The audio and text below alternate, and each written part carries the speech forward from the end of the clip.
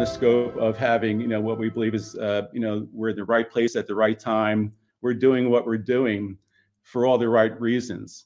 We hope that you want to support people like us that are talented, that are driven, that have a plan, and we have the wherewithal to execute. And our first, approach right now is the use of proceeds. Is that we want to get our lab set up, we want to get our grow set up, and we already have locations established that we're looking to acquire to launch the first clinics to serve the people of Oregon. They're the first movers, and I compliment them. And the support that I've received in places that I've gone to, like Bend and Sisters and other places that we've looked at, the support for having a clinic that will help vets and first responders and for people that just need another alternative, it's just been overwhelming. And, we're just trying to do the best we can for everyone. So I don't know what else to say. So, well, that's when I come back in. John, thank you for a fantastic presentation. I just love seeing companies be good corporate stewards and trying to benefit humanity. And Fina says you're looking good, and I agree. Okay. Khadijah says you couldn't have put it better, and I agree.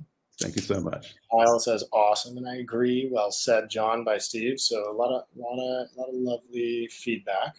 Would like to invite the audience to step in with any questions that you might have. I'll check in on the chat bar. I'll check in on the Q&A. And while we do this Q&A, I'm just going to turn my video off and eat some sushi because I haven't eaten yet today, and I just realized. But the first question is from Khadijah. Thank you, and I hope I'm pronouncing your name correctly. You've been asking a lot of great questions today, so I appreciate that. How do you think we could raise awareness about the importance of such an approach? And I think she's talking about sort of your business model and how that's important, and how can we raise the roof on it? On our business, well, this is the first step. But as far as on awareness for psilocybin, I think it's squarely rooted in education. And one of the gentlemen I was listening to is, I think somebody asked a great question, like, what's an underserved area of the psychedelic arena? And he mentioned education.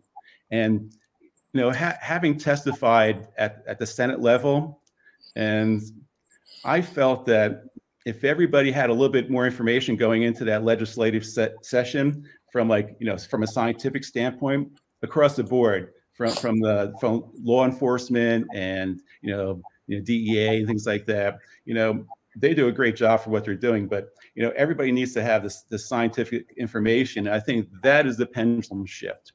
Information will be the key, and I think that's I think the premise of almost anything in shaping a cause, it starts with a need and it comes with a thought. So, love that.